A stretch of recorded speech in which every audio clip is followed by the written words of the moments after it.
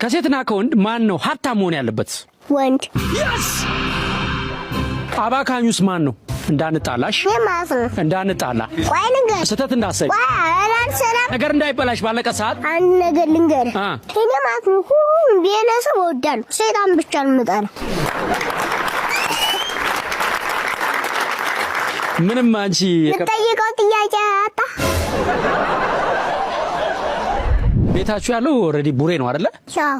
ቤቴ ግን ይናፍቀኛል። ምኑ ይናፍቅሻል? በተለይ እናቶች ይናፍቁሻል። ወጋሉ ብሎ ልጃቸው ሲሞቱባቸው ወይ ወንድም ትምህርት ቤት ሄዶ ተኩስ ተነሳ።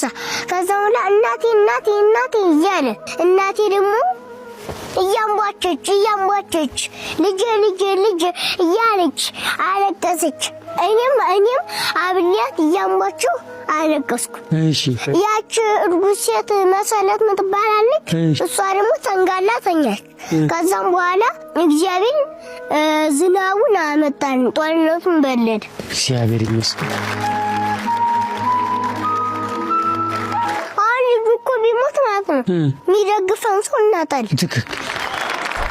ከጓደኞችሽ ጋር እና ትምህርት ቤት ላይ ምናምን አትጣሉም? ተጣልታችሁ አታውቁም? መጣላት ሰይጣን እንደሆነ አታውቅም እንዴ? ሰው ታዲያ እኔ ካስከፋኝ ካማረረኝ ተለያይቶ መኖር አይሻልም? ከዛ የተነጠለ ሰው ክብር የለውም። ሰው የሚጠላ ሰው በእግዚአብሔርም በሰውም ፊት የተጠላ ነው። ፍጥረቱን ሁሉ ይጠሉታል። እና ብቻው መኖር የለበትም። ሰይፍ ሰገባውን ይለብሳል፣ ወፍ ላባውን ይለብሳል፣ ሰው ደግሞ ሰውን ይለብሳል። ሰው የሌለው ሰው ላጎቱን ነው። ሰው ነው ዋናው ነገር ማለት ማርያም ማሰብ ከሰው የተወለደው ማሰብ ነው። ከሰው የተወለደው ማሰብ የላከውን አባቱ ማሰብ ነው። አባቱ